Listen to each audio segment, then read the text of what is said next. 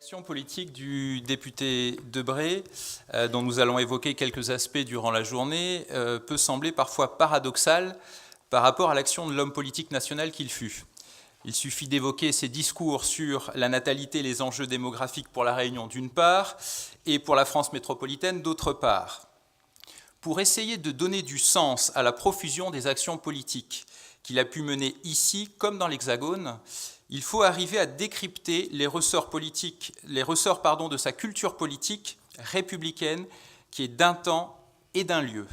On ne peut pas comprendre l'action du haut fonctionnaire qu'il fut au cabinet de Paul Reynaud en 1938, du résistant chargé de la réorganisation administrative de la France, du sénateur d'opposition sous la 4e République, du Premier ministre du général de Gaulle, puis du ministre député Michel Debré, si on ne lui applique pas une grille de lecture prenant en compte les 3 concepts clés qui l'ont toujours guidé depuis les années 1930, à savoir la nation, la République et la démocratie. Pour essayer de tenir les 15 minutes qui me sont imparties, je vous présenterai quelques idées de clés de lecture mettant en perspective l'action politique de Michel Debré.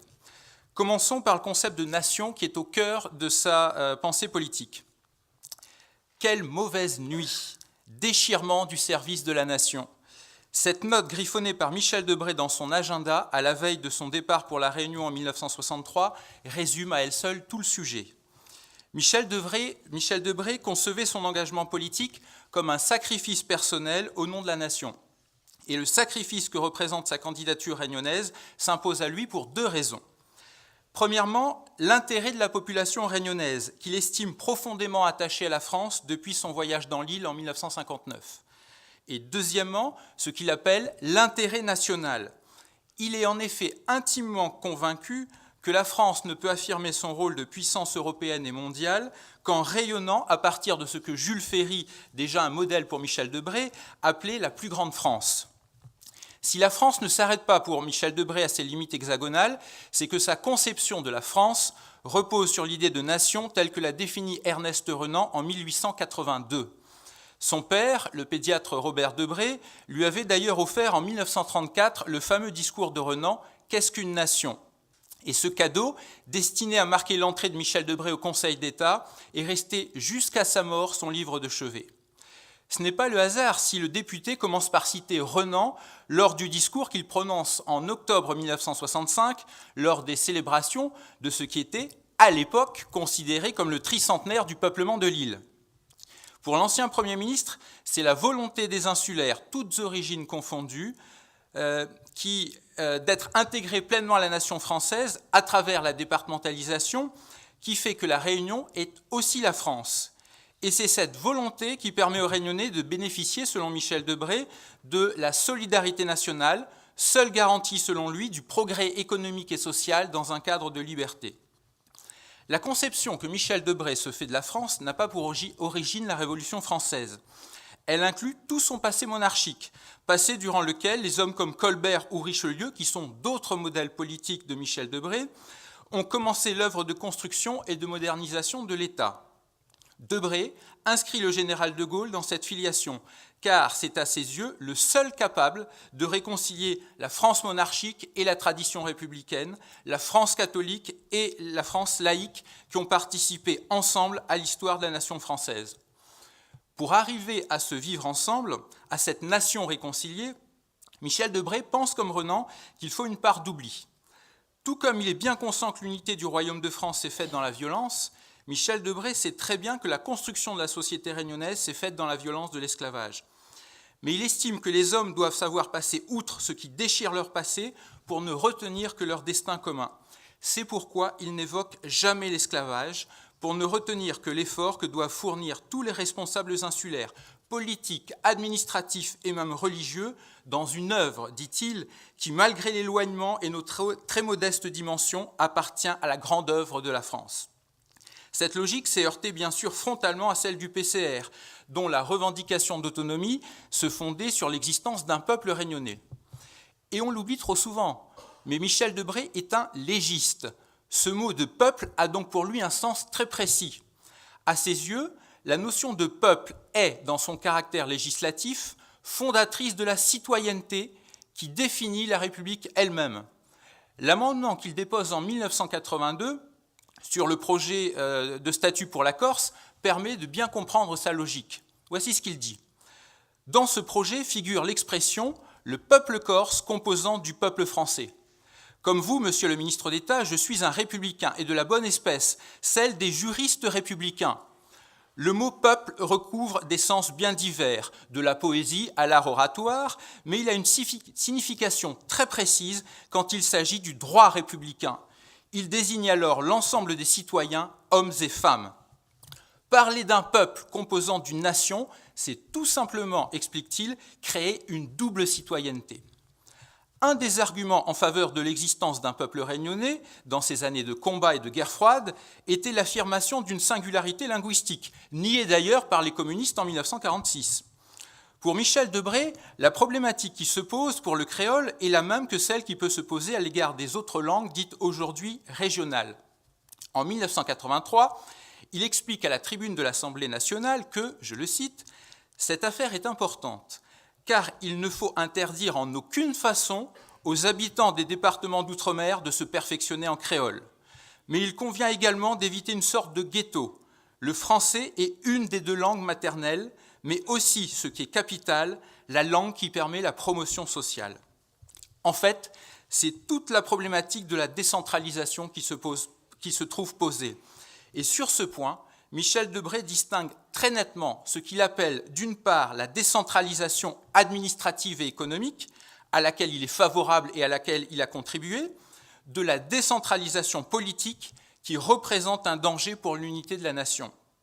Il rappelle ainsi que lorsque les Alliés ont voulu empêcher la renaissance de la puissance allemande, ils l'ont décentralisée à travers les Länder, et qu'à l'inverse, après le Second Empire, les républicains français ont limité la décentralisation pour reconstruire la puissance française.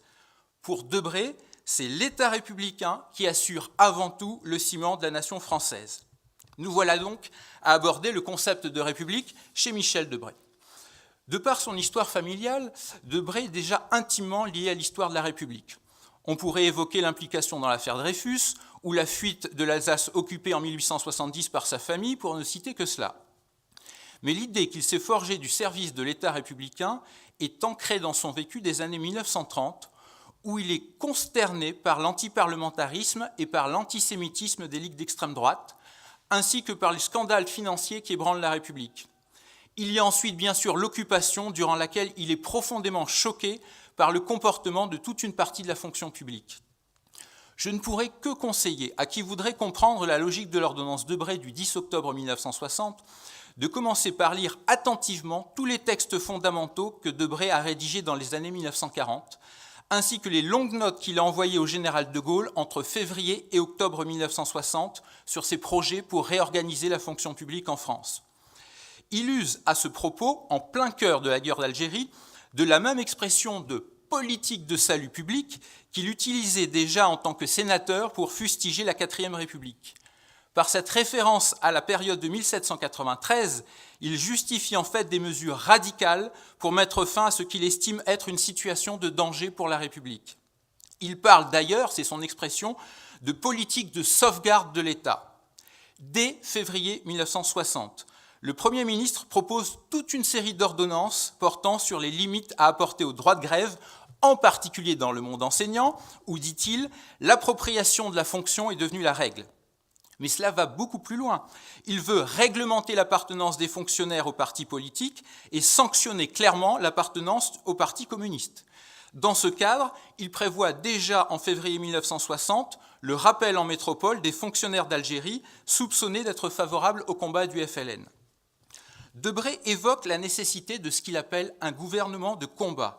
Et, dit-il, je le cite, c'est très important ce qu'il explique là, un gouvernement de combat ne peut jamais être issu d'une coalition parlementaire et même plus simplement d'un régime où l'on entend respecter à la fois ce qu'il est convenu d'appeler les droits du Parlement, ceux de la presse et de la fonction publique. On touche là au cœur de sa philosophie politique.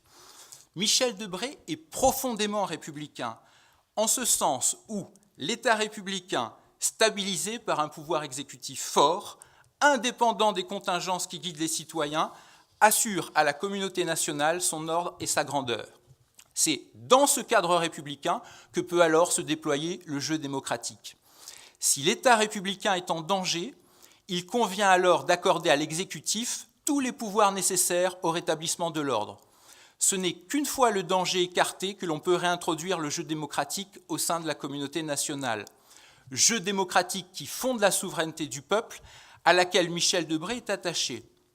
C'est tout bonnement le principe de la dictature au sein de la République romaine. Et Michel Debré est un féru de culture romaine et grecque. Et ce principe qui consiste à reconnaître à un seul individu, incarnation de l'État, le droit et le devoir d'écarter les ennemis de la République, n'est pas sans soulever un certain nombre de problèmes dans le cadre du fonctionnement démocratique. Mais la République n'est pas synonyme de démocratie, surtout pour un légiste comme Michel Debré. Sur le sujet de la démocratie, maintenant, pour terminer, une question simple se pose, un paradoxe encore. Comment expliquer que Michel Debré, qui faisait garantir dans la Constitution l'existence des partis politiques ou encore les libertés fondamentales à travers la séparation des pouvoirs, s'est retrouvé parallèlement dénoncé comme l'instigateur de la fraude électorale à La Réunion ? Michel Debré est venu s'insérer dans une classe politique locale pour laquelle la culture démocratique était loin d'être affirmée. Qui tient la mairie tient les urnes, pourrait-on résumer. J'ai eu l'occasion de montrer l'ancrage dans le temps de cette fraude, et bien que cela puisse heurter certaines mémoires, que cette pratique était tout aussi partagée que le lent combat pour le respect des urnes. J'ai montré également combien le préfet Cousseran, entre 1969 et 1972, avait essayé d'œuvrer dans l'ombre à écarter certains caciques de la droite locale en travaillant de concert avec Michel Debré. Le député ministre avait des rapports et des dossiers très clairs sur les ténors locaux, mais il a par ailleurs couvert par ses déclarations des résultats parfois caricaturaux, comme ce fut le cas pour les municipales de 1965. Pour expliquer ce choix que l'on peut résumer à la formule lapidaire « tout sauf les communistes », il faut s'intéresser également à la philosophie politique de Michel Debré. Le légiste qu'il est sépare très nettement, d'une part, la nation en tant qu'entité générée par des successions de générations, ce que certains appellent la France éternelle, et d'autre part, les représentants de la nation, élus à un moment donné par l'histoire, par les citoyens français, en fonction de circonstances momentanées. Pour Michel Debré, l'État, qui doit être incarné par un exécutif fort et stable, car il incarne la souveraineté nationale, doit être préservé des manifestations désordonnées qui peuvent surgir du suffrage universel, c'est-à-dire de la souveraineté du peuple. Et, au nom de la sauvegarde de la République, la souveraineté nationale représentée par l'État prime sur la souveraineté du peuple représentée par les élus. Michel Debré est attaché au suffrage universel, mais dans le cadre d'un système où l'État, qui incarne la nation, est protégé des aléas du suffrage universel.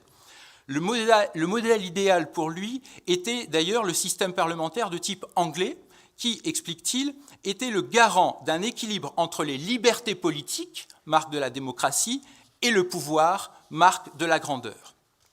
En guise de conclusion, je dirais que faire le bilan des années Debré, 50 ans après l'élection de 1963, relève de la démarche historique et non d'un devoir de mémoire, pour reprendre cette expression qui envahit l'espace public. Il me semble que la tâche qui nous incombe lors de cette journée d'études est de rendre compréhensible cette période marquée par des transformations considérables à des échelles multiples. Eh bien, on ne peut saisir les ressorts de l'engagement politique de Michel Debré si on ne prend pas la peine de décrypter la philosophie qui le guide et qui est ancrée dans le triptyque nation, république, démocratie, triptyque dont l'ordre a d'ailleurs une importance. En outre, l'étude approfondie du combat politique mené par Michel Debré à La Réunion est un extraordinaire champ de réflexion sur les rapports complexes qui existent entre république et démocratie dans l'histoire de la nation française. Debré s'est engagé au service d'un absolu à ses yeux, la nation, car elle est, selon son expression, la première des réalités politiques. C'est la nation qui, écrit-il, permet de garantir la liberté qui est la valeur suprême de la politique.